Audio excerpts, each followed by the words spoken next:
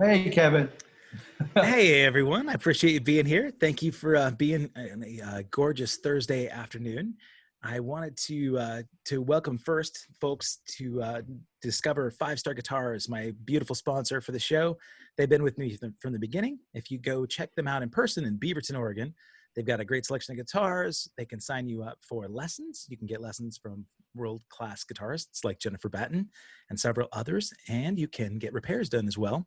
If you don't feel like weathering the storm and challenging the COVID-19 pandemic, you can go online to www.fivestarguitars.com.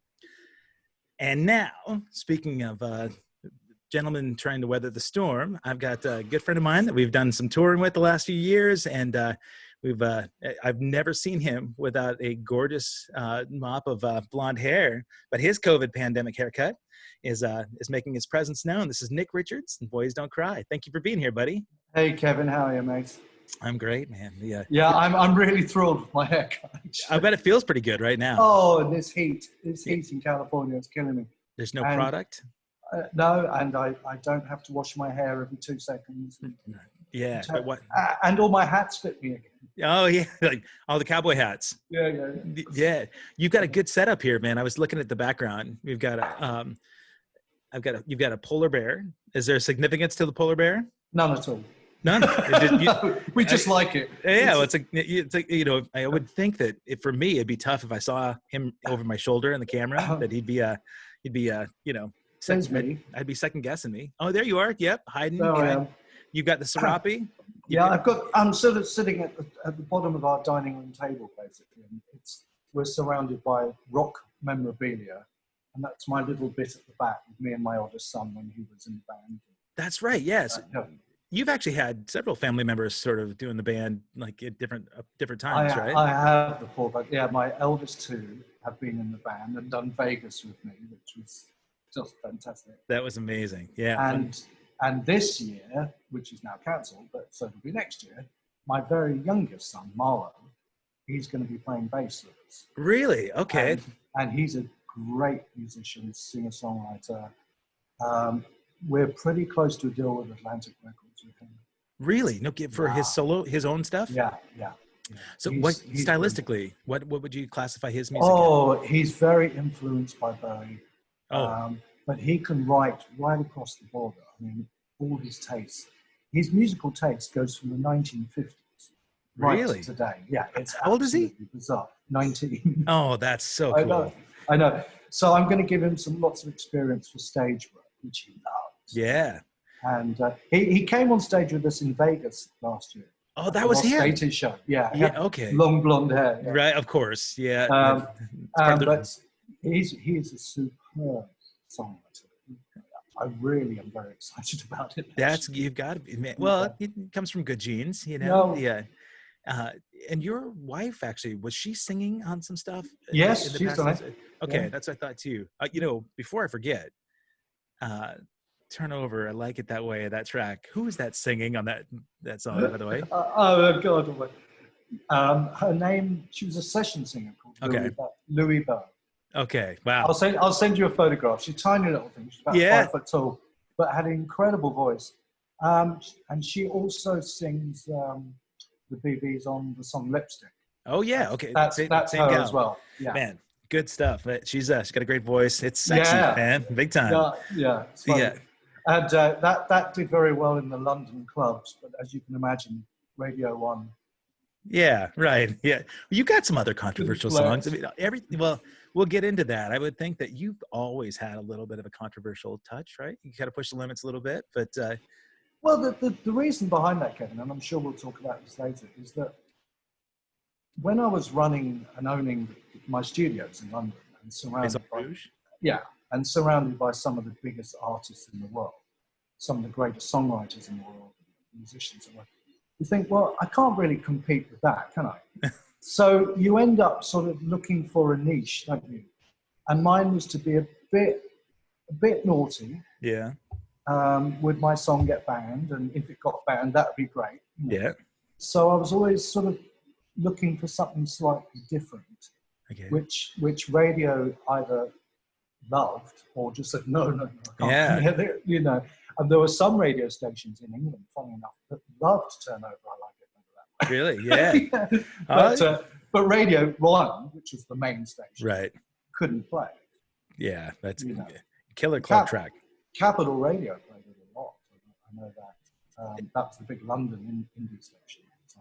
And they came out in the day that people actually bought records too, right? So I would imagine that people they wanted to get a hold of that because it was funny, and I think it was probably the very first song I co-wrote with Brian Chapman.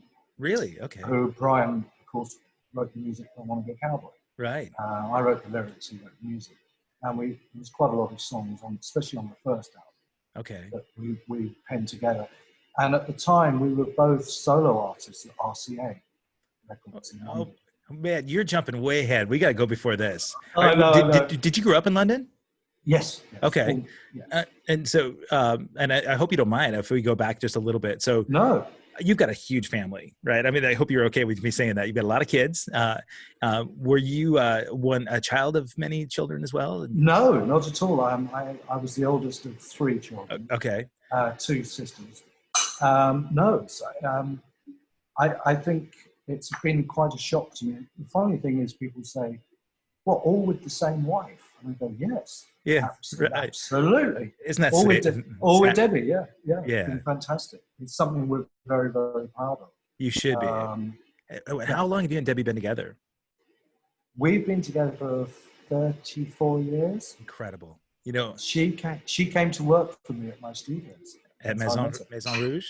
Yes. Okay. All right. So you grew up in London. You're the oldest of 3. You had 2 sisters, you said. So you had to compete for a little bit of attention when, because I'm sure the daughters always get a little more attention when they're younger, right? Yeah, not really. No, my old man, he was a very successful entrepreneur, actually. Okay. Self-made guy. Never saw him very much, working all over the world, just doing deals and doing weird things like driving a Rolls Royce in the World Cup rally, London to Mexico in 1970, things like that. I mean, he was a wacky guy, okay, and quite scary sometimes. Sure. And he was a failed actor and that kind of stuff. So he sort of loved the idea that I wanted to be in the entertainment industry. He loved it because he was paying attention to, or because all right. I think he did. Yeah. Like that. How close he and your mother were still together? Yeah. Okay. They were still together up to the day he died 15 years ago. 15. Wow. Yeah, 15 years ago. Really. Okay. Oh no, it's scary. And my mother's still around. She's 90. Okay, right on. Yeah. Is she in the UK? She's my biggest fan. Okay. Yeah. I bet she. And then your 2 sisters, are they in the UK as well? Or are they in the States? Yeah, they're in the UK. Okay, so they get to see mom a little more than you do. Yeah, I only see her about once a year. Especially now, right? It's crazy over there. Yeah. I mean, she hasn't been outside of her house for 5 months. Yeah, that's unfortunate, but man, I mean, it's, I'm glad that people in the UK are really taking it seriously, though. When I talked to Mike Score. Well, Kevin, they are. Some are, some aren't. I mean, when you saw all the celebrations after Liverpool won the league title the other week, hundreds of thousands of people out like that. I think there's going to be huge spikes going on. Yeah, like the US. Like there is here. Yeah. Well, we don't have to get too sad about that. No, it's too depressing. You know what it is, but I have to tell you how cool this is for me. I've been doing a handful of these, right, with a bunch of buddies that we've all toured together with. Yeah. And I saw David's one. Yeah. Oh, David Sterry, man. And I love David. For me, I get to hear a lot more about you and your background than we ever do on the road, right? Because it's always from here to there, and we talk about superficial stuff, and we might get a window of real substantive conversation. But I always hear secondhand stuff about, you or, about your, like. It's all lies. They're all lies. Yeah. It depends on where it comes from. But So, all right. So what brought you to the U.S. then from London? You signed over there. You signed your deal there. Yeah. I mean, I first came over actually in 1995. Okay. When we only had 3 children at the time. We had a 5-year visa. Sadly, we lost one of our daughters in an accident. Oh my God! I'm sorry. And we just went back to England, and then came back about When did we come back? 2007, we came back again. Really? All right. Armed with more children. Yeah. And, you know, so I've been sort of back and forward. I mean, 3 of the kids were born here. So I've got 3 US citizenship. Okay. And 4 are English. So obviously my eldest 2 live in Europe. My oldest son lives in Paris. And he met and fell in love with a dancer at the Moulin Rouge. Which is classic, isn't it? Of course, classic. Yeah. Moved to Paris. Now is training to be a lawyer. Still one of the best lead guitarists I've ever played with. Ever. Wow. He's brilliant lead guitarist. He teaches guitar. Does he? Okay. Yeah. But he's training to be a lawyer now. And my oldest daughter, Teddy Ray, who's been on the shows with me. Yeah. She lives in Manchester with her 2 children, okay. 2 grandchildren. But they're moving to the Bahamas at the end of the year, where she's teaching yoga and everything at a huge resort. So, wow. And they're coming to stay with us for 3 months in Seattle. Okay. Which we can't wait. Yes. Yeah, well, so you're moving up there. You were just talking about it before we started to go live. Yeah, finally. I mean, we've always been in Los Angeles, Malibu, mostly. Recently Calabasas, which is too bloody hot. It's ghastly. My daughter Tallulah moved up there 3 years ago, and she loves it. We love it up there. It's more the seasons and more like England, and we want a bit of rain, and we want a bit of snow, and we want to cuddle up by a fireplace occasionally, and my wife wants to put her beautiful coats on again, and things like that. You know? So we're all actually really looking forward to it. Isn't it funny that you were in the UK? I don't know if you're like me. When I was in Montana, I couldn't wait to get out of there, go to the big city, get to where I didn't have to worry about the seasons anymore. And then once you're here, you realize you really start to miss it. But well, growing up in London with your family, were you musical early on? Did you discover music at an early age? Yeah, I think I did. As I said, my mother was very, very, very interested in pop music at the time. Once a week, she'd go into town and buy a couple of 7 inches, literally every Wednesday. Really? And I remember her coming home one day, and she bought 2 singles. One was Dead End Street by the Kings. But the one that swung it for me, she had bought, this is 1966, on Decca, Rolling Stones' Satisfaction. Oh, yeah. And I remember her putting that on. I was 6 years old. Okay. And that's it. Yeah. Oh, and I made her play it. Oh, no. Thus the and shirt. I know that was the moment. That I just was totally into music. At 6. And when I was 10 and 11, I always say that 1971 was my favorite year of music of all time. And I was obsessed with glam rock when T-Rex came out. Yeah. But incredible songs like Rocket Man were released. All Right Now by Free. I mean, such classic stuff. Yeah. Oh my God. And then Bowie was just about to come out with Starman. At a really impressionable age, I mean, I was 12, 13 years old when all this stuff was happening, you know, Roxy music. And of course, the Stones were getting better and better as far as I was concerned. I mean, Brown Sugar, for goodness sake, came out at 71. So I was obsessed. And then one of my best friends growing up at that age was a guy called Calvin Hayes. Oh, yeah. Do you know Calvin? I mean, well, not personally, but... Well, he was with a band called Johnny Hates Jazz, but more important, his father was a guy called Mickey Most, who was a very, very famous record producer. Wow, I didn't know. And owned Rack Records and Sweet and Hot Chocolate and all these incredible bands. And Mickey had become famous because he produced House of the Rising Sun. Right. That was his big breakthrough. Okay. You know. So I was always getting close to music and what was happening at the time and what was new through my friendship with Calvin. And he'd always come back with all the latest records and whatever. And yeah, I could definitely say I was obsessed, absolutely obsessed with music at the time. And of course, we'll come to this later, but the fact that I ended up working with most of these people later on, it's like, whoa, you know, absolutely brilliant. When, you know, it's funny that that you mentioned that, because for me, I'm such a fan, right? I'm such a fan of music, and it's so cool to meet all those people that were seminal Yeah. artists from those days, Oh, I know. finding out that they're real, that they have issues just like all the rest of us, and that they can be vulnerable and you know, and sincere, and they can, you know, laugh and cry backstage when, you know, the rest of us do too. But I'll tell you a funny story. You like this one. Paul Rodgers. oh I yeah, mean, Paul's got to be the greatest rock blues singer in the history of the world, as far as I'm concerned. okay, And we ended up in London. We ended up living pretty much next door to him. okay, And we got to know each other really, really, really well. And it was at a time when Bad Company was over, nothing was happening for him. He was in a terrible state, drinking, yeah, terrible. His career was over, everything was over. He was a miserable sod. He really was. yeah, And I remember night after night sitting with him going, Paul, you're the greatest rock singer of all time. Something is going to happen. Don't worry. And then we lost contact for a bit, and I turned on the television, and he was singing with Queen. right. And the whole thing happened again. Yeah, it's funny. And- Yeah, because you mentioned, you know, he's the greatest rock and roll singer, and I instantly think of Freddie. You know, I mean, I like, but the fact that Paul then went on when Freddie passed, And to kickstart himself off again. You know, Yeah, and to right. play again. I mean, it's a guy, you speak to most musicians, certainly in England, you go, who do you think is the best rock singer? I would say 8 out of 10 people go Paul Rodgers. that's cool. You know, over Robert Plant or over Yeah. anybody else.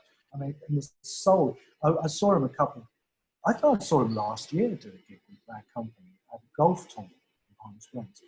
And he sounded better than he's ever done. Really? Oh, that's Oh, so yeah. good. And he stopped drinking, he lost any weight. Yeah. Really, really concentrated on himself again. And he's singing better than that. Amazing. Wow. I love those stories, man. You know, those are the ones you always want to hear about. Yeah. Yeah, well, we kept in touch, which has been absolutely lovely. You know. He remembers that. That's good, man. Arm around him, going, don't worry, man. You're Yeah. the greatest. You know, Well, it's just a horrible period right now. You've Brilliant. had your share of adversity too, right? I mean, and we can get into that. I was going to kind of ask you about how things came about to write your music and how you got signed, but is that because you mentioned being discovering the Stones at an early age and then sort of evolving, but when did you decide I want to be a singer? I went to a very famous boarding school, Okay. actually, when I was 13, called Milford in a place called Somerset.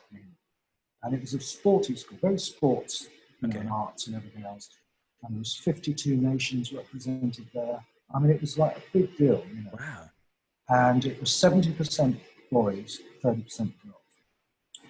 And there's a lot of very good-looking sports guys there. And I was thinking, well, how do you get the girls? You know? I got you. I was thinking, well, I'm going to start a band, you know, which was very frowned upon at school. Oh, You sure. know, 16. It's the devil's music. And so I did, and we ended up being the very first school band ever to be allowed to play a concert at the school. You did it at Somerset We got it together. and Milford. And Okay. And we used to steal the housemaster's car at night and go and play local pubs and stuff like that. And we did that for about 6 months until we got caught. And we went into this pub to play a gig, and it was full of teachers from the school Oh, who no. went, I'm sure I know who you are. And we all got thrown out, but it was great. That was brilliant. Did you show up and there's gear there waiting for you, or did you have to like? No, we had our own gear. And you piled that into your headmaster's car too? Yeah. That's awesome. I know. I mean, it was awful. And actually, I'll be very honest with you. We didn't have a bass player, and we didn't actually think we needed a bass. Yeah. So we had 2 guitars and drums, and I was the lead Works. vocalist. Yeah, just play that low E string and Yeah, no bottom end at all. And we were doing tracks like Bad Company stuff. okay.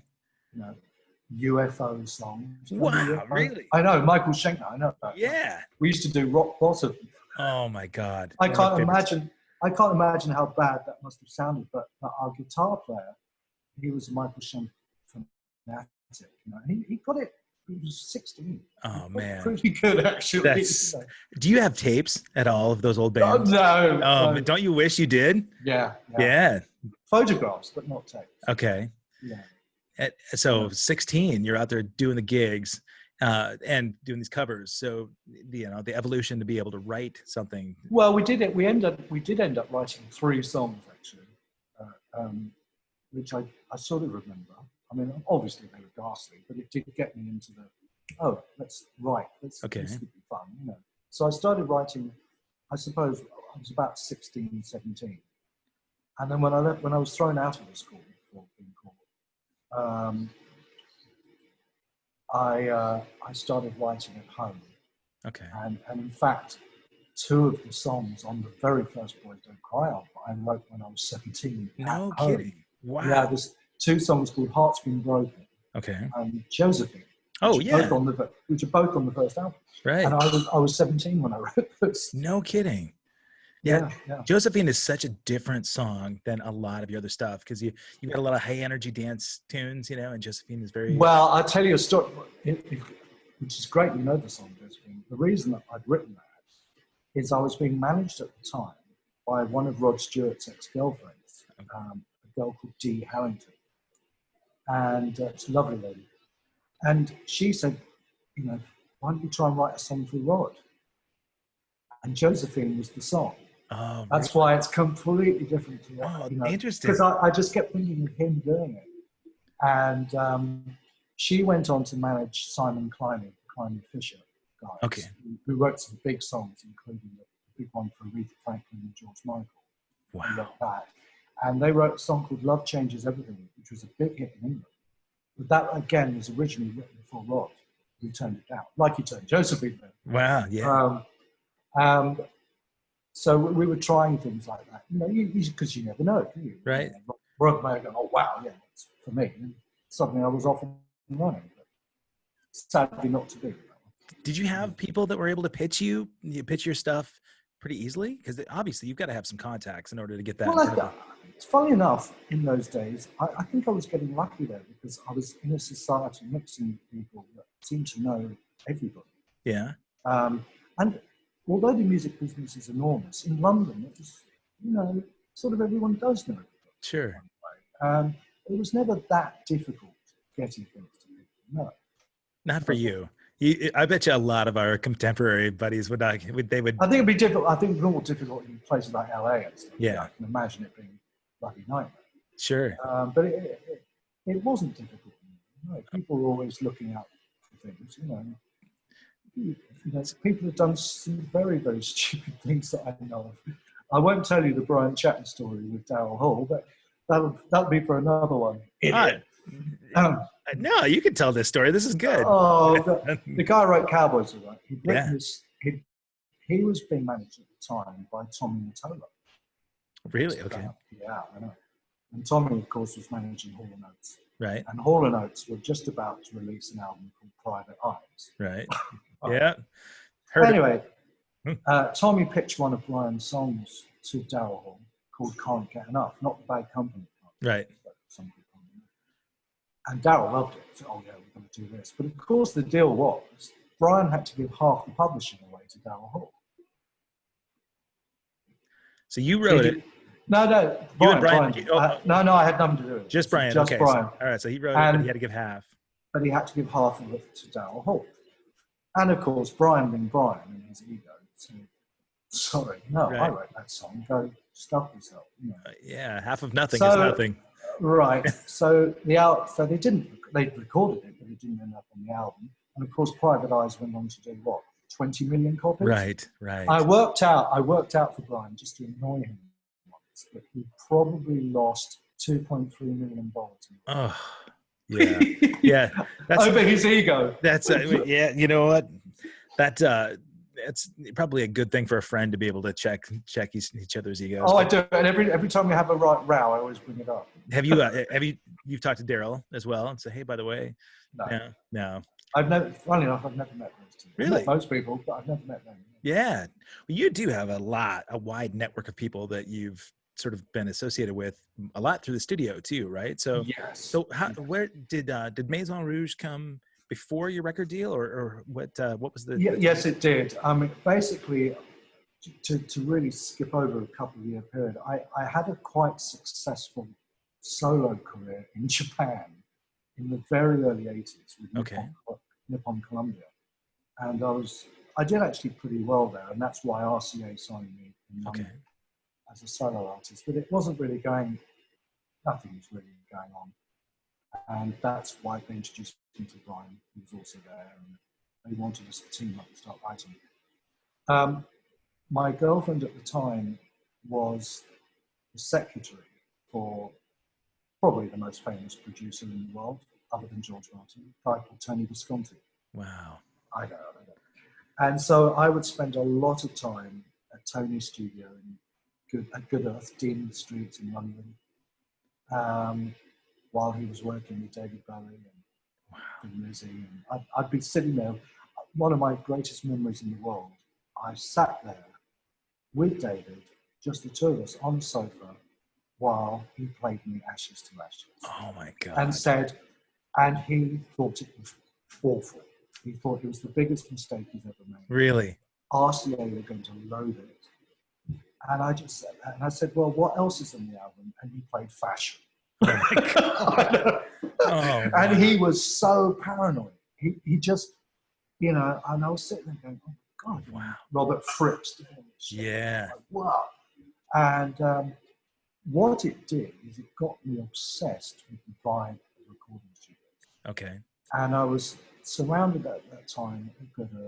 Susie and the Banshees were always in Toontown Rats, and my great friend Phil Lynott and Lizzie. Wow. Great friends. And of course, I became obsessed with the whole thing. And I thought, oh, one day I would love to own my own studio. And what happened is in 1983, my father saw an advert in the Financial Times for a freehold building that had a recording studio in it, right next to the Chelsea Soccer Club in the Fulham Road. He said, Nick, we should go and have a look at this. It's an investment. It's a freehold building. It doesn't look too expensive. This could be great. So we went to have a look at the Maison Rouge, and it was owned by Ian Anderson, Jethro Tull. Wow. Oh my God. So we had to meet my father and Ian Anderson with his beard and his flute. Yeah, his flute. And Ian had got really sick of the studio business and the music business and planned to retire and run a salmon fishing farm up in Scotland. What? He just wanted out. Wow, okay. And it was a large red brick building, which of course Maison Rouge, which means red house. And it had two recording studios, a private bar and a restaurant built into it. Huge maintenance areas, officing, the whole bit. And more important than anything, it had its own car park. Now in London, right, there's no place to park. This studio had a goddamn car park. Wow. And it had done quite well as a studio. I mean, there were some very big albums that come out of that. Not only the Jethro Tull albums, but it done all the Rainbow albums, quite a few of the Genesis recordings. Really? Albums Okay. like that was done there. But it was very sort of old-fashioned and needed money spending on it. The equipment's out of date. Sure. So we decided to take it on, and we were literally the very first studio to invest in solid-state logic in London. Really? Okay. Which was very scary. Yeah, I'll bet. We'd gone up to Oxfordshire and gone to their factory, and they showed us everything that was going on, and 64 channels. It was like, oh my God. And we went for it. And at the same time, I'd already formed a small indie called Legacy Records. Okay. So we ran Legacy out of the studio as well. And Legacy was basically, we were buying artists that had a really good following, but the major labels didn't want to know anymore. So we'd suddenly signed Sham 69. I don't know if you remember that. I don't remember. Judy Zook, Stay With Me Till Dawn, and she was Elton John's first ever song. Wow. but they in the UK, they all had Yeah. big followings. You know, Sad Cafe, Roy Wood Wow. from the band Wizard. Yeah. Move, he was in Move, and Wait, they what were year doing was things like that? that at 1983 and 84, Okay. All right. and you know, I suddenly realised that this thing called compact discs was about to explode, and we did something really fun. The Swedish government had built this compact disc factory in Malmö, in Sweden, and decided it was not for them, and we bought it off the Swedish government for £1 because they just wanted out. What? So suddenly we had this CD plant, knowing that if we started buying catalog, everything was going to have to go out on CD eventually. Right. So we started buying some really amazing catalogs, like the Bronze Records catalog, which owned all Manfred Mann and Motorhead and Uriah Heep stuff. Wow. We then bought out the old Pi Records, which was then called PRT. And Pi was one of the original great labels of England. And, well, I suppose the biggest name, they owned the Kinks. Oh my God. We bought the Kinks catalog, you know. Oh my God. I know. And hundreds of other things. But knowing that CD was going to be the next thing, that's why we were doing it. Okay, pardon my ignorance. Okay, this is something that fascinates the hell out of me. When you buy a catalog, and there were famous stories, right, of like, you know, Michael Jackson buying the Beatles catalog and that kind of thing. When you buy an artist's catalog, you're buying the rights to the publishing, right? You're buying when an album sells. Not the publishing. Yeah. No, only on record sales. We didn't have okay, so the publishing still stays with the artist, and correct. Okay, had nothing to do with publishing. So when a Kinks record sells on CD, well, when you buy the rights, are you putting it out also? Are you getting the album sales for CD, record, 8-track, whatever you get? Oh yeah, because we own the catalog. Okay, so how do you negotiate the catalog? Do you have a lawyer come in and say, yes, hey, Ray Davies? Well, the thing is, at that time, the companies themselves were in desperate trouble. They were broke. So any good deal they were going to take just to get the hell out of it. Man. And it's sadly, it's got nothing to do with the artist. Sure. You know, it's the I mean, I wasn't particularly excited about meeting up with Motorhead after they found out we'd bought their catalogue, thinking, oh, you know, I'm 23 years old. I'm not sure Lemmy's going to quite take to me very much. I know. So those are the worrying parts of it. You know, the Uriah Heep guys all sort of freaking out. You know. Oh my God! But of course, what we did, okay, sensibly, of course, we gave them a brand new, much better contract. Okay. Of course. Okay. Yeah. So okay, it's a new chapter in history. CDs are coming. We're going to give you a fantastic rate on CD. I think the album cassettes don't, but everyone was just interested in CD. Yeah. And they were going, oh yeah, we'll make 40% instead of 3% from our LP sales. Sure. So we knew how to make everyone happy fast. Okay. And so don't forget, for a small indie label like my label, Legacy, if you sold 30,000 CDs in the United Kingdom, that was really good turnover for our label with our little overhead because we're running it from the studio and everything else. And don't forget, using dead time at the Maison Rouge, right? Like a Sunday, right? That nobody can book. So in theory, we were also making records for free. Wow. I know, and that's how we were surviving. You know, amazing. When you negotiate a rights deal to buy the catalog for the Motorhead catalog in 83, 84, you know, they'd already taken off and done really well. I mean, do you mind me asking how much you buy a catalog of Motorhead for? It was about $100. $100.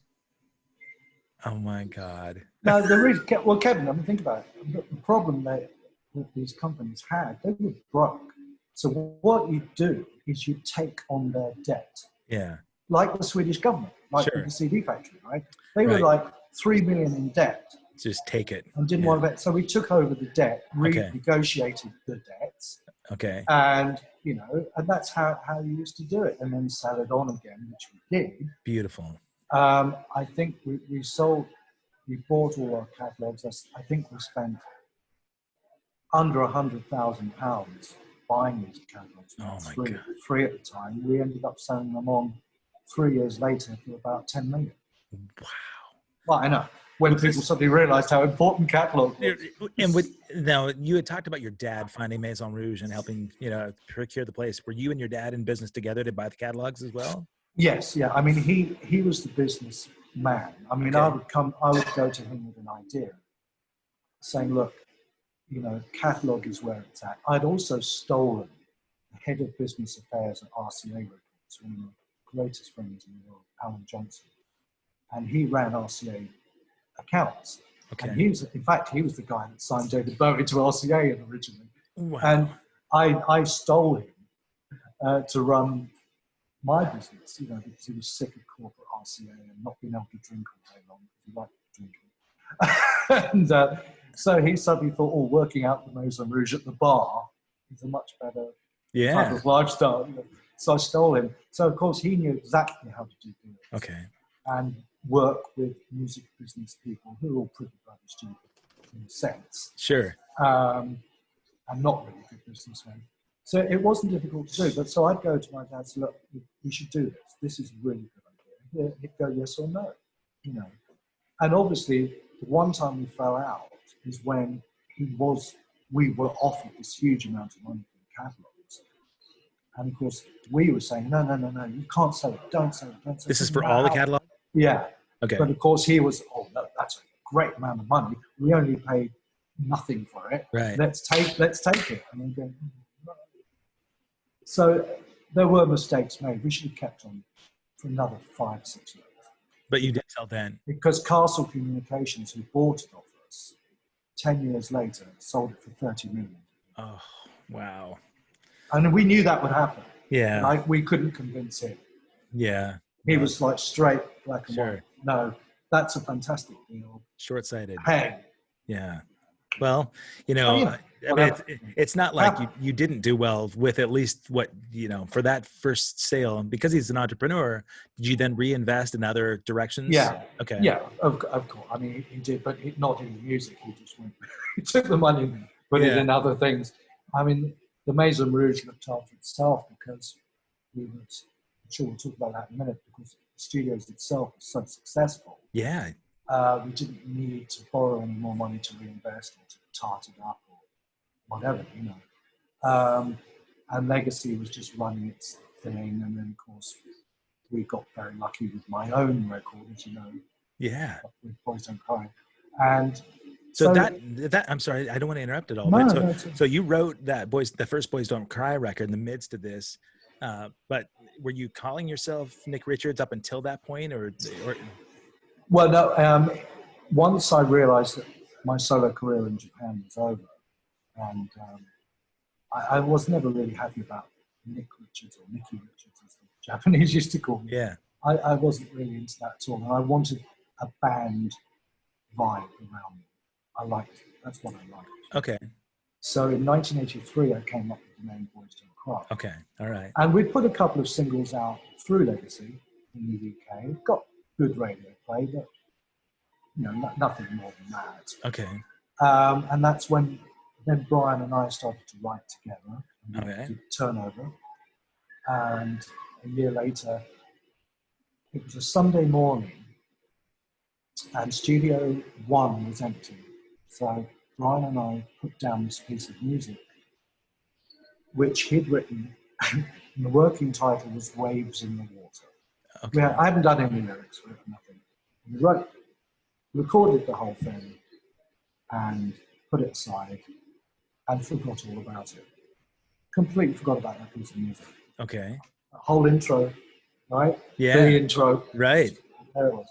And in fact, on the 2-inch tape, the tape op had written "Hot Fuck in a Pickup Truck." That's what we'll call it. Okay. That's what we'll call it. Oh, no, okay. Yeah. So that's what huge it was on Radio known. 1. Oh, I know. And about a year later, so this would have been 85, Okay. Brian was away playing with Meatloaf on a tour in Australia. as the keyboard player for me. All right. And I was really bored that day, and it was a free studio time, and I hadn't come up with anything new. And somebody said, "Do you remember that piece of music, Brian, you put down last year? Waves in the water. Okay, let's get it out and have a listen to it." And what was strange is that the night before, I'd been up all night long watching spaghetti western. Oh, really? Which is my thing. I love it. Yeah. And I've been watching all night. Good Night, Good, Bad and Ugly, Fistful of Dollars. And the very first thing I heard on this piece of music when we put it back on was this sort of harmonica kind of sound on the DX7 Okay. in the intro. And I started walking about the studio going, "I want to be a girl." And it's like, "Oh, come on, this would be fun. Let's do something really stupid." Just tongue in cheek. Totally tongue in cheek. Oh my God. I think I wrote the lyrics in about 20 minutes. Okay. And I did all three verses actually. But on hearing it back, it sounded a bit monotonous with me doing all three verses. So the girlfriend of our drummer, Jeff, was sitting in the bar. She was Norwegian. Okay. Hardly spoke English. And I thought, I know what to do. Hi, her name was Heidi. Heidi, come here. So we rewrote verse 2. So coming from a female. Yeah. She went and recorded it, I think about 3 takes. It was fantastic. She got it spot on because it's the timing and the phrasing of it. It's quite difficult. And that was it. Wow. We put it in, and then we mixed it that night with my young protege tape op. It's a guy called Christopher Mark Potter. Okay. And he was 18, and he was doing it because the week before I'd given him a job of mixing Small Town Boy by a band called Bronx. Okay. And I thought he'd done rather a good job. Yeah. So I let him mix I Want to Do a Cowboy, as the song turned out to be called. And we had this furious row because I wanted the guitars so loud it actually hurt your ears. And he was like, "You can't do that kind of thing." You man. So, hey, you work for me. This 18-year-old is pushing back on you. I know. I said, "This is how loud I want them." So I won that argument, of course. Chris was a brilliant engineer. And to cut a long story short, a great client of ours was a guy called Chris Kimsey, who ended up producing 4 or 5 Rolling Stones albums. Wow. Okay. Marillion and loads of Escape Club, actually. Yeah, they're here watching your interview right now. I saw them saying hi. Oh, great. And Chris Kimsey actually stole him off me to go and work with the Rolling Stones. Really? Oh, so I said, I don't mind. He's going to go and work with the Stones. But one of Chris's biggest mistakes, young Chris, talk about having an argument with me. The very first time he worked with the Stones, he tried to change Keith's guitar sound. Oh, no. Oh, God. Keith came up behind him, right, with a big knife. Oh, yeah. I said, "Yeah, really? You're going to do that, are you?" And he nearly... Yeah, as he should have, man, with the little punk. Yeah. I know. That was hysterical. Yeah, But anyway, yeah. It's amazing to me to think about, the way that you're explaining this seems like everything just kept falling in place, one thing after the other, sequentially, all the success started to happen. Were there you talked about, maybe a mistake, you called it, but at least a lapse in judgment that maybe your dad was short-sighted, sold things off early. But tell me about some of the real trials and tribulations, that hard times during that time. Anything that just fell apart or? No, truthfully, we got so lucky because the very first project, when we bought Maison Rouge, obviously we were worried. We made a huge investment in equipment and everything else. But the luck that you need in this business, and my God, do you need luck. Yeah. The very first project that was booked in was a great friend of mine, a producer called Steve Brown. And he said, "I've got 2 bands that I'm going to bring in." I said, "Oh, yeah." He said, "You won't have heard of them, but they're bloody brilliant. It's going to be huge." I went, "All right, Steve." So he booked us in, and he said, "Well, the first band's called The Cult." Oh. Yeah. Oh, yeah. And he said, "Then I've got these young boys, and they're calling themselves Wham. Oh my God. I said, yeah, one's George and Andre from Wham. So they're going to come in. Great writer. You watch, this is going to be huge. Okay, great. Of course, Wham was so enormous. We played on that. We did some great marketing in the studio. Yeah. Wham's number one and going platinum. It's going crazy. That was done with you? Oh yeah, we did all that stuff. Oh my God. And we had an old Helios desk at the time, before we went solid state project. So it was recorded on some pretty crappy old stuff, actually. But at the same time, he'd done the Cult, and of course, Cult was nowhere near as big as Wham, but it was still pretty cool stuff. Yeah. And iconic singers, regardless, Ian and George. Yeah. You know. Were you in the studio at all for those recordings? Oh yeah, I mean, I was always popping in and out. And yeah. I'd be hosting. You know, we had, as I said, we had a private bar and restaurant built into the complex, so it was like hosting a party. You know, God, and that's why Duran Duran fell in the place, because John Taylor had lived fairly close to us in Fulham. Okay. He popped in to see the studio because somebody was remixing Reflex or something. And they didn't know the Maison Rouge, but John came down to see it and was like, oh wow, and it's right around the corner from where I live. And we got like a house on fire. And then from then on, he made sure all Duran Duran stuff came to the Maison Rouge, you know. No kidding. Wow. And this is when everything was still going brilliant. And one of my favorite stories ever was John came into the bar and said, Nick, you're not going to believe this. We've got the James Bond theme. Oh, wow. Yeah, it's something called A View to a Kill. John Barry's going to produce it. But he wants to do it at Abbey Road. Because that's where all the Bond themes were done. He said, well, you've got to get him down here. You've got to get him down to see the place. Yeah, me and Simon are going to bring him down and say, look, this is where we want to. Anyway, my wife, bless her, did some homework. John Barry, who of course is a very, very famous music score writer, I mean, some of the biggest themes of all time, including the Bond theme. He liked to drink. Okay. And he drank a very, very special and hard to get brandy. Okay. So when John and Simon, the Bond, brought him down to the Maison Rouge, we'd filled up the entire back of the bar with bottles of his brandy. Oh my so the God. First thing he saw as he walked in was, no. and he turned around to me and went, we'll start tomorrow. No kidding. Oh and of course we ended up doing 2 Bond themes actually. Did you really? Aha did Living Daylights with us as well, because John loved the bar so much. Oh, that's amazing. That was scary, and that was brilliant. And to go to an opening night of the James Bond movie, Maison Rouge was credited on it. It's like, wow. Yeah, oh wow. Oh yeah, man. We all grew up on James Bond. Of course, yeah. Well, do you have a favorite? Well, this is one of my other why the whole James Bond thing. The tie-up is so extraordinary. Obviously, I was brought up on James Bond with my father, watching at the time, Sean Connery. But my father, funny enough, was great friends with Roger Moore. Really? They had been at Pinewood Studios together as teenagers. When my father was a failed actor. All right.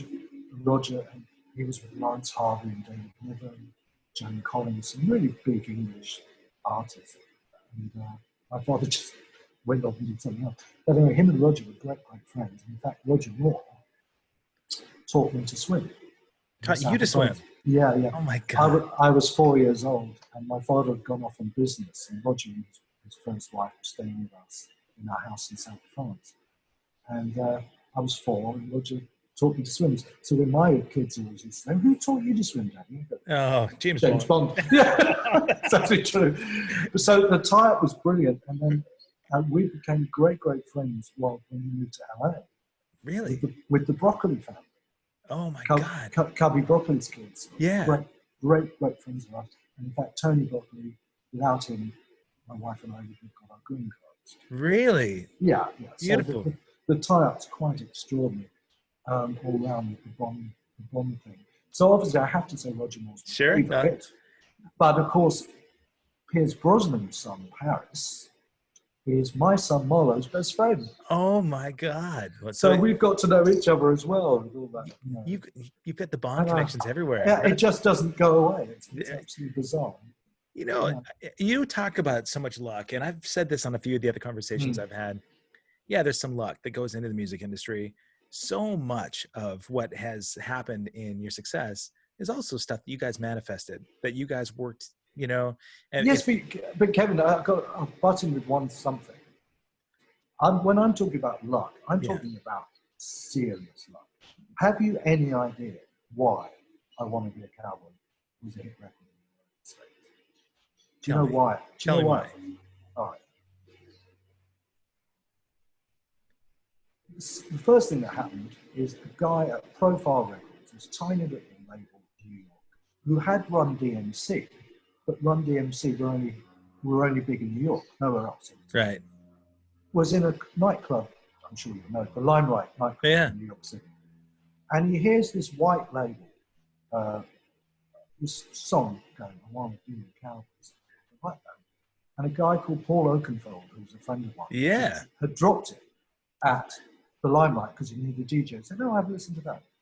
Anyway, because there was no details on the white label, it took him about 4 months to trace it back to me in London. And he said, "Are you the guy that owns I Want to Be a Cowboy?" I said, "Yeah, we want to put this out." He said, "Are you mad?" Who was it that tracked you down? A guy called Gary Peeney, who was head of A&R at Profile. Okay. And he said, "How much is it going to?" I said, "No, have it free if it's a hit." Yeah. Buy an album. You have to do it out. God.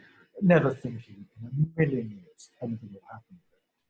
And then on April 3rd, 1986, which was my birthday, my 26th birthday, Gary phones me from New York thinking he was wishing me a happy birthday. He said, "Congratulations." He said, "You've entered the Billboard Hot 100 with a bullet at 94. Wow. I said, "Well, what?" Of course, in the UK, if you went to 94, it was a disaster. Right. Yeah. I didn't realize at the time that, hey, actually, this is really big news. Oh, huge. Yeah. And I didn't know what a bullet was. Yeah.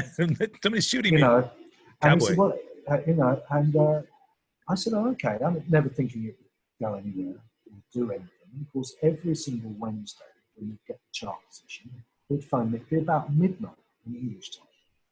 And every Wednesday he'd phone me. It's gone to 81. It's gone to 70. What's going on here? Anyway, now this is why I'm going to talk about luck. Okay. Forget that. Right at that time, the FBI are starting to investigate the payola going on at radio. Right. With the mafia. Right. And there's a lot of it going on. Yeah, of course. Even Michael Jackson's label would spend at least $1 million a single, guaranteeing it. The FBI started investigating. So the record companies dropped the mafia like a lead balloon. Right. Suddenly they're out of business. They've got no one's employing them. Right. So little Profile Records, clever, guy called Steve Plotnick, rang them and said, "Look, guys, normally we couldn't afford you in a trillion years. We've got this sort of bubbling record in New York. He said, "How much would it cost for us to take you on? We think we might have a hit with it." And they went, "It's not going to cost you anything." He said, "We're going to show the major labels just how powerful we are. Give it to us." No kidding. So you were just a project for him. Yep. I didn't even know this was going on at the time. Oh my God. I had no idea. So it started moving. As you know, in those days, once it went top 40, then sales kicked in. Big time. Before, from 100 to 41, it was all really airplay. Okay. And it has to be sales. Sure. So we didn't really think it was going to go further than 50 or whatever it had got to. But of course, it then made this huge jump. I mean, the record just took off. American Bandstand played it 3 weeks in a row, which was unheard of, because Dick Clark just absolutely loved it. Was there a video for it as well by this time? The video wasn't shot till the record had gone top 40. No kidding. And Profile had run and said, panicking, going, "You've got to get a video." Yeah, right. He said, "We want it yesterday." I said, Yeah. so I wrote this scenario video together really quickly. We shot it in London on a big heath called Hampstead Heath. Did you really? Borrowed my younger sister's horse. Oh my God. I thought for sure you're going to be out at like Spawn Ranch or something like that. No? No, it was all shot in London, central London, in a park. And I thought, I need a Lee Van Cleef character for my video. Oh, Lemmy would be perfect. So I rang up Lemmy. That's right. I said, "Lemmy, Oh my God. I need you to be a baddie in my video." So I've got this hot record. I said, "How much is it going to cost you?" "Just make sure there's a bottle of vodka." Oh my God. Oh God. So he turns up at 6 o'clock in the morning, Oh shit. It's freezing. It's absolutely bloody freezing. And shot the video that day, edited it that night, got it to him the following day, got it to MTV, and Martha Quinn, who ended up being a very, very good friend of mine. Yeah, Martha. Cheers. And she told me years later, she said, they got the video on MTV and they hated it. Really? They said it was so not rock and roll. Yeah. And you'd taken them Mickey and pretended to be Cowboy. He said, but they had to play it because it had gone top 40 at Billboard. And the weekend they started playing it, they had over 250,000 requests to see it again. So they ended up having to play it. And then eventually they all fell in love with the song. So I'm talking about luck that you couldn't write down. I mean, This is one piece of luck going to another, and just ridiculous things were happening. And then, of course, the Dallas Cowboys picked up on it. And then, really, I didn't even know about their partnership. Okay. So well, then they started. Every time they had a touchdown, it was on live TV. Okay. Cowboy. Yeah. And then Clint Eastwood at the time, I love it, was running for mayor of Carmel. They started using the song on his advertising on national television. For his campaign? Yeah. That's amazing. So these incredible things started happening. And then the luck ran out. Because we knew, sales figures-wise, we should be at number one. Okay? Madonna's True Blue was at number one. Okay. We were outselling it like crazy. And what had happened, of course, I've forgotten to say, of course, being on Profile Records, it was also the first independent single to chart at Billboard since Casey and the Sunshine Band in the 70s. Wow. So it was big news. Now, what had happened was the major labels were not happy. Pushing they weren't down. happy. Yeah. They weren't happy at all. And they blocked. I know this for a fact to be true. They told Walmart that if they didn't block a Wanna Be a Cowboy, they would not get Madonna's premiere. Wow, really? That was the deal. Blackballed. And suddenly we were stuck at number 12, even though we were probably number 3 or 4 at that time. Amazing. Sales-wise. We knew the sales. We knew what was going on. Madonna, by the way, admitted it a few years later. She knew about it. Oh, really? Okay. Yeah. It was her favorite record in 1986. Nice. Wanna Be a Cowboy. And she, one of her dancers at the time, who I became very friendly with, she told me that before she'd go to a nightclub, she'd ring ahead to make sure they had I Want to Be a Cowboy, because it always put her in a good mood. Nice. I know. Man. I know, brilliant. So obviously the luck, this incredible chain of luck, suddenly came to a grinding halt because bam. Yeah. That was it. Well, you became on the radar. When the big labels see you pop up on the radar, They did not like it. You flew under long enough, right? But then you were a threat. So. And Profile, just to kick everybody's ass, then released Walk This Way with Run DMC Oh my and Aerosmith. God. Wow. So they ended up having 2 top 10 records in the space of a month on an indie label. I had no idea. That's amazing. For the stuff that you were doing during that time, was Maison Rouge still putting out records? You guys had your engineers putting... Oh, yeah. No, I mean, listen, I had 23 staff, full-time staff. So it was a big business. And in fact, it was a nightmare if we were suddenly not busy. I mean, you'd panic. Sure. But we always were. I mean, we had So, in fact, funny enough, it just reminded me, in 1986, when Cowboys was flying, Billboard magazine rang me. And I thought it was about I want to be a cowboy. He said, no, no, no. He said, we're looking at the Billboard Hot 100 this week. And he said, did you know that 18 of the top 40 records in the Hot 100 this week were recorded at your studio? Wow. Amazing. Were you getting points for the No, no, no. In fact, there were certain things that we were supposed to.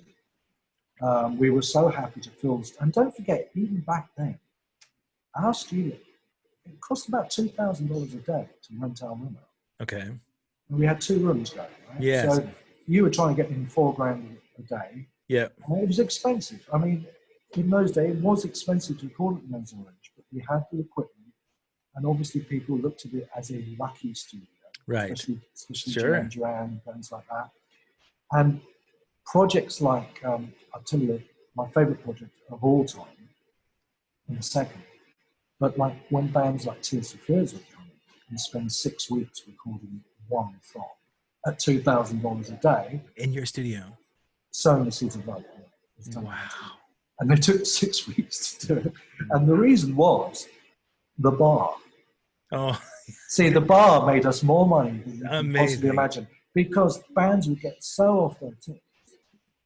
If the Escape Club is still watching, you know what I'm talking about, right? But you end up having to book more time because you haven't finished. Johnny Cristo, was that you? Oh my God! He'll tell you about the bar at the Maison Rouge, and of course I had very, very hot women, girls. All my staff, all the girls were gorgeous. And that was you putting that together, I'm sure. Man. Oh yes, you've got an eye for it for sure. Oh yes, you know what sells.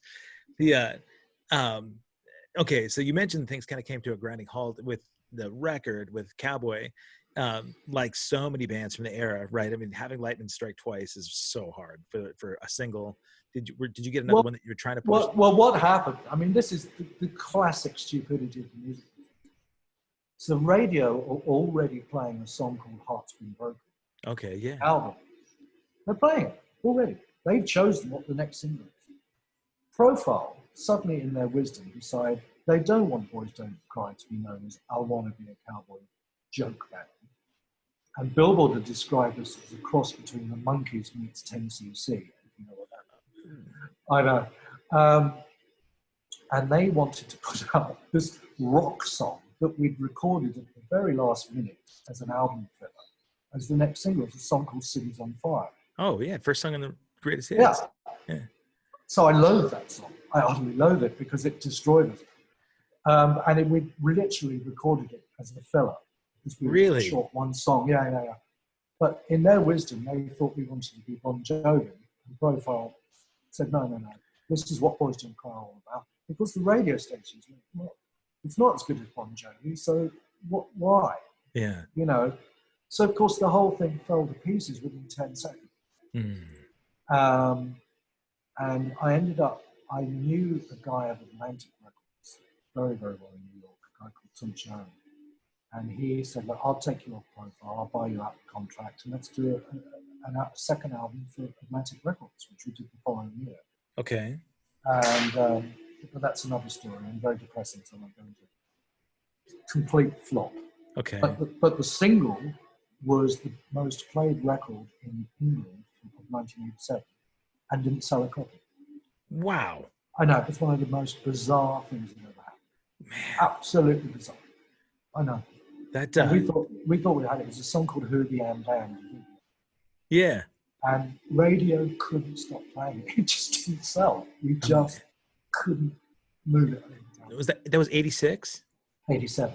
87, okay. Yeah, that was 87. All right. So I was thinking it's about one of those weird things. And so that was the end of Boys Don't Cry. Okay.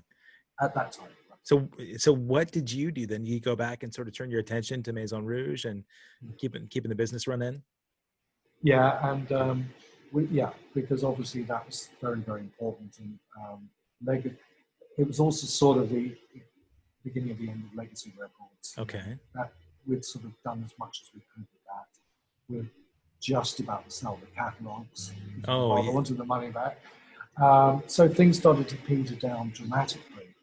But the Maison Rouge never stopped being absolutely fantastic. But I want to tell you one story for your viewers, because this is my favorite story. Ah, beautiful. Okay. Ever. Buckle up, ladies and gentlemen. This is good. So one of our very, very top clients was a guy called Dave Edmonds. Remember Dave Edmonds? Oh, yeah. Oh, anyway, he produced tons of stuff at the Maison Rouge, all the Stray Cat stuff. Yeah. Shaking Stevens. Genius. Anyway, he came to me and he said, I've been given this project. And I said, this is really scary. Dave, you're never scared. He loved the studio, but he also loved the fact that he had his own car parking space. Yeah. Rolls Royce. Anyway, he said, I've got this incredible project, but it's scaring me to death. So he said, I've been asked to make a comeback album for the Everly Brothers.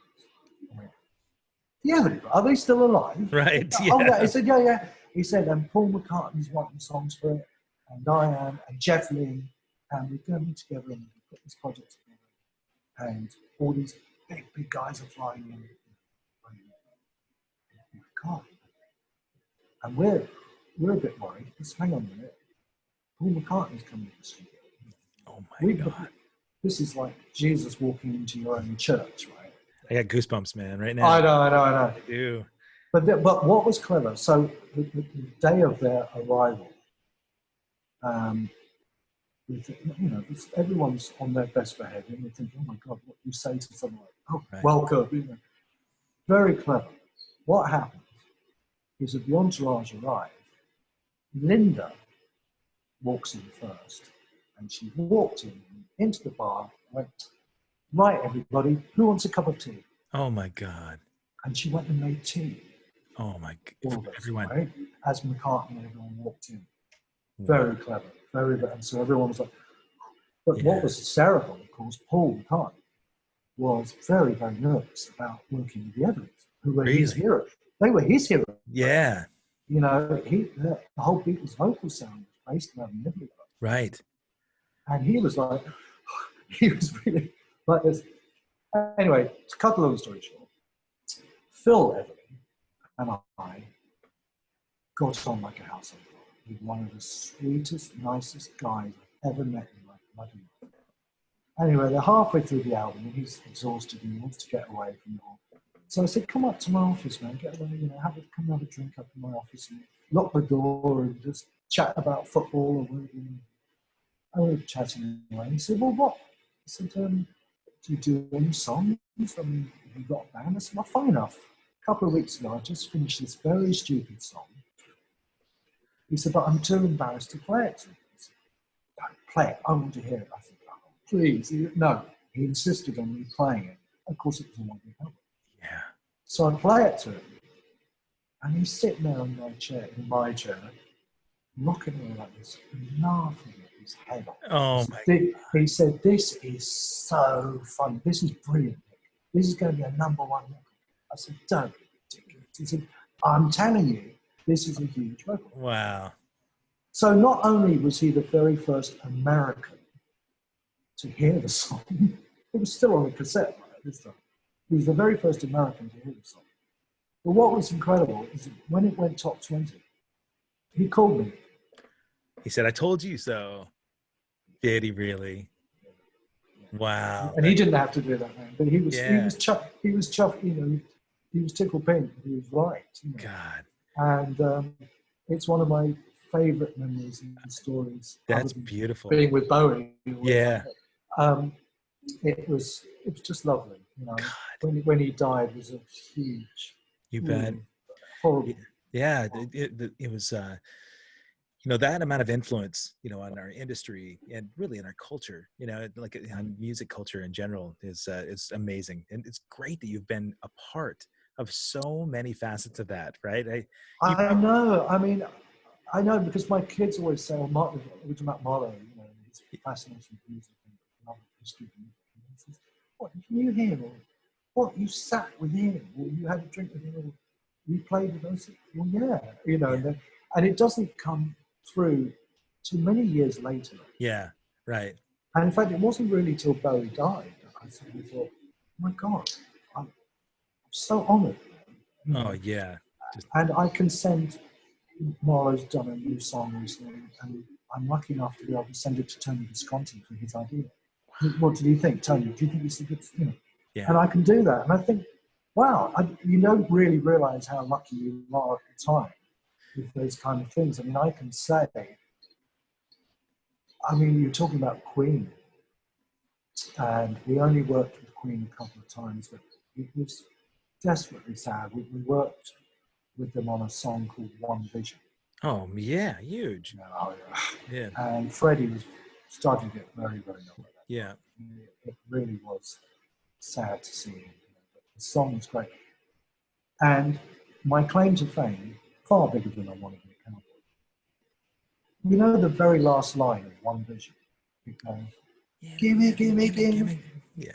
fried chicken. That's right. Yeah. That's me and Roger. No way! Oh my God, that is Yeah. great. Oh, that is awesome. Wow. That's my claim. That's my claim to fame. That's Yeah, far it's bigger than One like Vision. that's man, I'm amazed the amount of times that you and I have spent all these shows together, backstage and on the road. Why we've never gotten to come over these stories. This is nuts. Well, the trouble is, Kevin, is that I mean I've done interviews like this where they can go on for days because there's so much that's happening. I mean, Boys Don't Cry is such a minuscule part, Sure. you know, and most bands on the Lost Ages, well, you know, one hit wonder, Sure. they'll open the show, you know, who cares?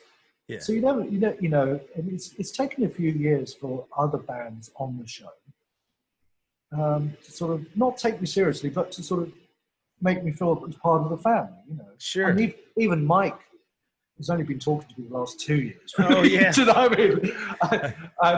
And I've now got very, very friendly with everybody, but it's taken its time because, you know, they don't know my background and what I was really all about. Sure. Boys Don't Cry, yes, it was a one-hit wonder. Wonderful, wonderful part of my life. And oh my God, I cherish every second of that. And it was just so incredible. And I'm so glad that when bands like Duran Duran are taking the mickey out of me by saying, oh, you can't, you make all these hundreds of hit records at your studio and you can't do one yourself. Well, I can, you know. Yeah, you can. And I remember telling John Taylor, ringing him up saying, oh, we've got a higher chart position than you guys right now. Yeah. I've always heard that he was actually pretty down to earth and easygoing. John, he's fantastic. Yeah. Oh, John was lovely. We adored John. He probably appreciates a little chide and a jab now and then, but no, we were very, very friendly. I mean, they loved our studio and bars and everything so much. They held their Christmas parties. Wow. You know, and it'd be lovely at Christmas, and thousands of Duran fans line up in the street down Fulham Road, and they'd bring them in one at a time to give them a Christmas Duran scarf or something. They were brilliant. Wow. Brilliant. You know, they were superb. It's part of history, you know, really. Yeah. Well, so what? And George and Andrew from Wham played in the Maison Rouge soccer team. We had a soccer team that played in the Music Week League, and Andrew was our centre forward. George would play occasionally. He didn't really like it, but he liked to keep fit, you know. Yeah. But Andrew was our top scorer. Really? Andrew Ridgely. Oh my God. Really good footballer. That man, George Michael too. You know, just that the voice, incredible, man. Another loss for sure. You know, you mentioned Bowie a bunch of times, and one of the thoughts that I had, and Johnny Cristo, and a couple of the other guys, Trev, we were talking about last year in Houston when Thomas Dolby was on the gig, and he came out and he did Heroes. Remember that? That was, we were all in tears. Goosebumps, man. The way that he put that homage to Bowie together, and it happens to be my favorite Bowie tune too, you know, but that was completely unpredictable. I didn't expect it at all. I was expecting Dolby to do his tunes. Even Rob was crying. Yeah. He was right. He loves his streaming. I think it was Dallas. Dallas. You're right. Yeah, not Houston. Dallas. Yep. Yeah. I remember, you know, loving, you know, She Blind Me with Science, and then all of a sudden, you know, as soon as he went into it in the video, man, I think that may have been, you know, like one of the top 2 or 3 moments on the entire tour for me. Just how by a long way. it Yeah, was incredible, absolutely brilliant. No, absolutely. And I'd forgotten about his involvement with Bowie, of course, in the mid-80s. Right. He had a lot of involvement. He did. In fact, the backing singer on the Live Aid show, Tessa Niles, she's a great friend of mine. I'd heard a lot of those stories, Really? backstage at Live Aid. Yeah. Of course, everyone forgets most of the stuff because of the way Queen Right. took it over. Right. And made their big comeback. And you two did really well. But, and the Bowie thing, sadly, I think was sort of forgotten at the time. Yeah. As wonderful as it was. Right. But Queen just sort of blew everybody away, and that was it. But and I'd forgotten Thomas had been part of that.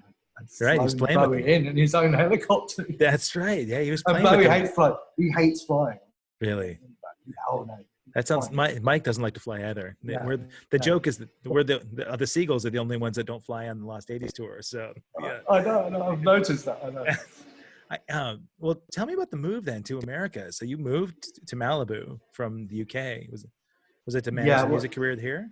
Yes. I mean, we'd just sold the Maison Rouge. I've got a young family. I was bored. Yeah. Looking for something to do again, I suppose. And I was raised in a very young, large family. So that was really the reason why. I get bored quickly. Sure. Yeah. And what had happened is we thought,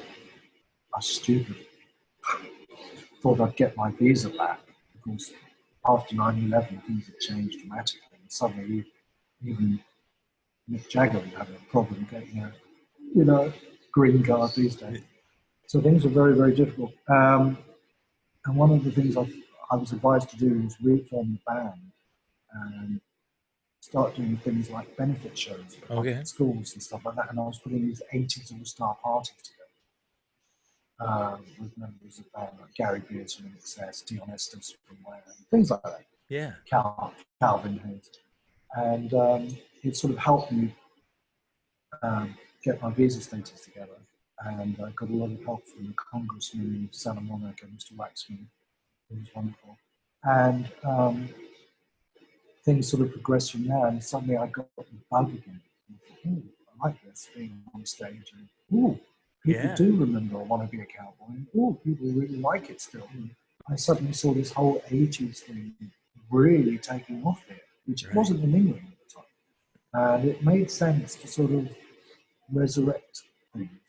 And that's where it really came. And I don't know how I got a phone call from New York saying, hey, I've always loved to Want to Be a Cowboy. And do you want to be in the Lost 80s? And wow, yeah. Wow. I jumped at it, really. Yeah. Never thinking in a million years I'd ever perform as Boys Don't Cry. Right. Ever. Never thought of it. That, wow. And what year was that you started doing those? Was that 7 or 8 years ago? Yeah, 8 or 9 years ago. Okay. And time's going so fast. I don't know what the bloody hell's going on. The craziest thing is right now when time's completely standing still, it's still to go so fast. But when are you planning to move north then to Sammamish? On the 17th. Oh, like 2 weeks. Wow. So you can't see behind me, but there's U-Haul packing boxes everywhere. Oh my God! Wow, that's Are you going to keep your place there in Malibu? Or in no, it's rented. It's rented. Okay. I haven't owned a house. The last house I bought in Malibu, I bought off Tommy Lee. Did you? And it was a house he owned when he was with Hammer Anderson. Oh, okay. And the famous swing. Yeah, it's still there. Was left on the scene. Oh, I hope you kept it there. Did you keep it? No. But it didn't look that good. But sadly, we sold it. And last year, heartbreakingly, it was burnt to the ground. That was the house that burned. Oh my God! Yeah, and I bought that off Tommy. You had a studio there in the house too, right? Yeah, he did. Okay. Were there from what and so this may have been complete speculation. Somebody had said something about a bunch of masters that you had that were in the fire. Is that right? No. Okay. In fact, all my masters are in lockup in somewhere in London. Okay. Wow. and the family archive. Um, did insurance help you out at all with that fire? Like I'd sold it by then. you had? Yeah. Oh, wow. It All was right. literally 6 months after I'd sold it. My God. I remember you were like, before that had burned, you were just getting involved in all the benefits to help because the fires were already all over the place north of the Canadian. Oh. Yeah, I was getting involved and not getting very far with it, to be honest. Right. Nobody seemed to care at all. Herding cats. Yeah, I know. It was awful. And we'd bought the house and we'd renamed it Boogie Wonderland. So it was known as Boogie Wonderland. Oh, nice. The house, it's lovely. Yeah. It was on 2.5 acres of land, surrounded by horses and vineyards. And it was a great home for kids growing up. God, yeah. All wonderful, wonderful memories. But funnily enough, Tommy and Pamela had sold the house because it's quite a famous story, I think. They'd had a kids' party. And Tommy had built this huge swimming pool in the shape of a heart for Pamela. And one of the kids drowned. That's right. I remember at the party. Right, that's the house. Yeah. And so they wanted out. It was too bad a memory for them. Understand. But we'd all, as you know, lost a child back in the 90s the same way. So it wasn't, we could deal with it. You know. And it was a happy home. It was a very, very happy home. Amazing to, there's no other hardship to overcome than to lose a child. I can't imagine. Oh, you don't get over it. No. It breaks my heart to think about. My kids are the most important thing in my life. I know how close you are. I've seen how close you are to your kids, and I'm so grateful that you get to involve them in your musical life. I really am. And how cool that your daughter inspired you to want to move up north too. You're not far from me, when you come through. I would love to come up and catch up with you guys in the woods, Well, you will, but it's funny enough, my oldest two, when I started doing these benefit shows, because they didn't know me that side of my life at all. And I sort of run on stage, you know how I am on stage. Yeah, go for all it. over. And they were like, who's this guy? Yes. They were so freaked. And there's some great footage of my daughter chewing her gum, just throwing up with laughter. I can't believe it, And yes, to play Vegas with my eldest two, one of the great at Mandalay Bay. Yeah, it was one of the greatest thrills of my life. Beautiful, really, man. It was fantastic. Well, the fact that you were dubbed to be like MC and sort of get, the master of ceremonies for the last 80s, really was great. I mean, you're such a great entertainer and you make it fun. And some of those shows, it's funny because people come together to celebrate the magic of the 80s. They dress up but they kind of show up a little bit guarded, right? Because they're kind of like, all right, well, let's see how these guys really look and sound these days, so they show up, and you come flying out there like a 25-year-old, like, hey, let's get out and do this thing, and it's cool, Well, people ask why I do that. I think the reason is, Kevin, is that I'm not jaded as a performing artist. Yeah. Before the Lost 80s, I hadn't done any live shows since 1986. 86 was the last time. Oh man, so you were ready to go. Yeah, so I'm not one of those artists that's traveling around the world like, oh, here we go again. What hotel am I in? What town am I? I'm like, come on. Yeah. I'm raring to go. You're absolutely right. So I don't come over as a jaded artist who's been doing this for the last 45 years. Yeah, for sure. So I'm full of energy for that. And I do take care of myself in the sense that before a tour, I will get fit. I diet properly, and I walk the Huskies 4 miles a day. I mean, I get fit. Speaking of those Huskies, I'm sorry, I interrupted you. Go ahead. No, that's okay. I'm just cuddling them. Oh my gosh, you guys! Just before we went live, Nick showed me his 2 Huskies. He's got a little pup, the sweetest little girl. That she's got this beautiful cross marking on her forehead. She is a stunner, man. Do you have pictures of your Huskies on your Facebook page? Yes. All right, I'm gonna go stalk through them again. Hunky Dory and Queen Bitch. Queen Bitch and Hunky Dory. Love it. Yeah, the nod to Bowie. And when they have puppies, there'll be Andy Warhol and Bob Dylan. Oh yeah. Oh God, I know. So it'll be Bowie tracks. I love it, man. Do you pretty thing. what are your plans when you get up to Sammamish? Are you gonna sort of like just get established and maybe put together a studio up there, or? Yeah, I get established, but I do want to put a little studio together with my son Marlo, who, as I said, is a prolific writer and recording artist. And, I want to put most of my energy, especially now there's nothing going on, live work. Right. You know, and I want him to do live work when it comes back in Seattle and get in some grungy bands and just learn more. Yeah. Be part of the Seattle music scene. And you know, this opportunity, and it's a good year to move, isn't it? Because you've got nothing else going on. It's the truth. It does make sense. Wear a mask up there, you know. Oh yeah, I wear a mask. I'm paranoid as hell because I'm a smoker. So I do not want to get respiratory problems with COVID. I really don't. Plus, I don't have any medical insurance. Oh yeah, no, but so you know, I'm paranoid. Trust me. It's you know, it's crazy. I mean, there. Aside from the COVID thing, but you mentioned getting familiar with the Seattle music scene. I know a lot of bands from that area. You know, I live in Portland, but I really grew up. There's a band that has been around for quite a while. This incredible singer, and I've not even talked to them about coming on the show. But if you get an opportunity when music is back live again, you hear the recordings. It's phenomenal. You see them live, it's a totally different game. But there's a band called Walking Papers, which started with Duff McKagan, the bass player from Guns N' Roses, but Jefferson Angel, the singer, like you. I mean, he's got an incredible voice. The vibe and the energy is so good, and he's been in several different iterations of projects, from a band called Post Stardom Depression and The Missionary Position, all bands. I like that one. I knew that you would love those titles. I like that name, yeah. Yeah, I knew you would. But yeah, check out Walking Papers if you even hop on iTunes or Spotify or whatever. Walking Papers, I'm writing that. Yep. So Duff was in that band early on. He left because Guns N' Roses went back together, but they're almost traitors. Yeah, right. Well, somebody's got to make some money, I guess. I know. But check them out when you get a chance, man. I'm gonna reach out to him and have him come on the show, because as soon as I saw them the first time a few years ago, I started driving everywhere. Every time we had show time off, I would drive 4 or 5 hours to go see them play, because they were that good to me. So it's fun to share. I'll tell Marlo, yeah. Yeah, for sure. Walking Papers. Cool.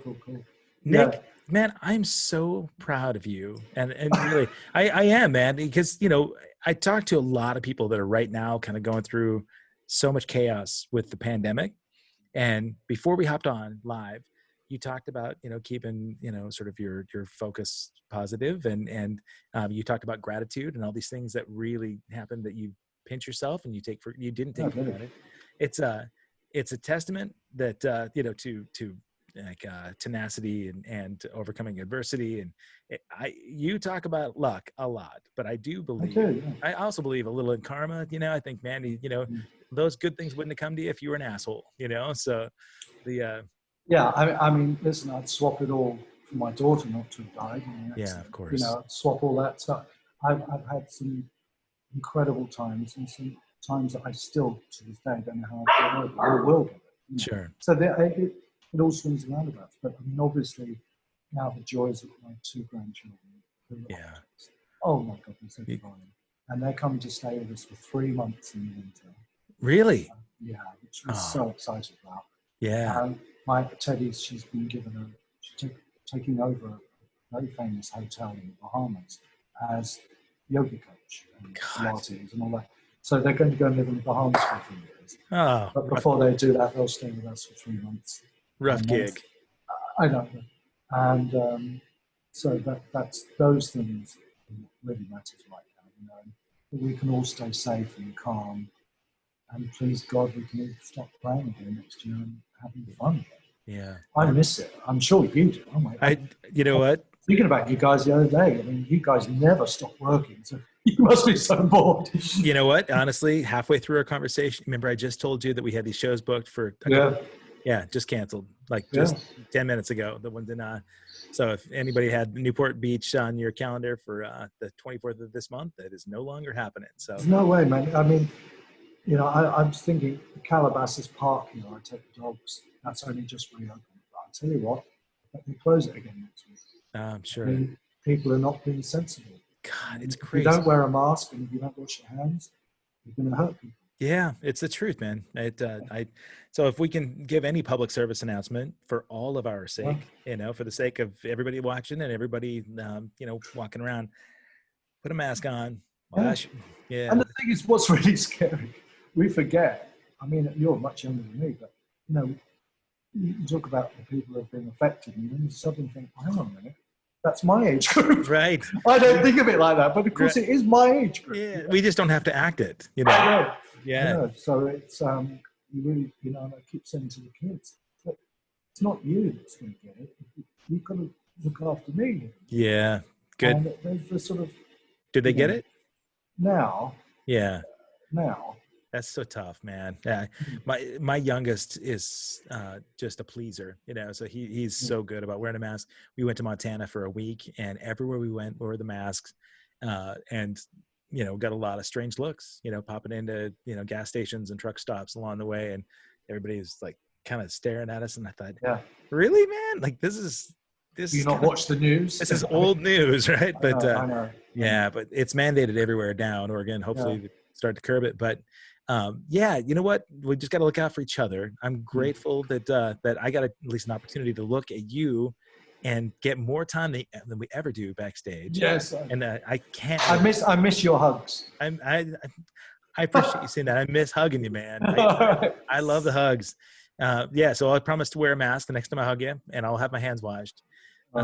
Man, Nick Richards, thank you so much. Ladies and gentlemen, Kevin. Guys, I'll archive this on YouTube. Make sure that people can go back. And if you came in late, you missed a hell of a ride. This guy has stories that I know we only touched on. And so I can't wait for a part 2 someday where we get to hear a little bit more about the You will. That'll happen. Excellent. That'll happen. Happy Independence Day weekend for you. Well, okay. Since we gave America away, the Brits don't really support that one. But I didn't know if you had dual citizenship. Are you dual or just no? You're Brit. I'm trying to claim Canadian citizenship, and so I was celebrating Canada Day yesterday. No, that's it. Yesterday. But you have a lot of fans out there. So if you get a chance to go back through the thread of our conversation, a bunch of questions, maybe you can jump in those later. But Nick, as close as it could possibly be here, you're face to face. I really appreciate hanging out with you, man. I loved it, man. Thank you. Yeah, give my best. Thanks for inviting me on. Debbie's great. She's doing really, really well. Well. You can give her a hug for me. I will give her a hug from you. Don't worry. And take one for yourself, man. Have a beautiful week. And I look forward to catching up with you sometime soon. Love you, brother. All right. Thanks, Kev. Be good, everyone. Take care.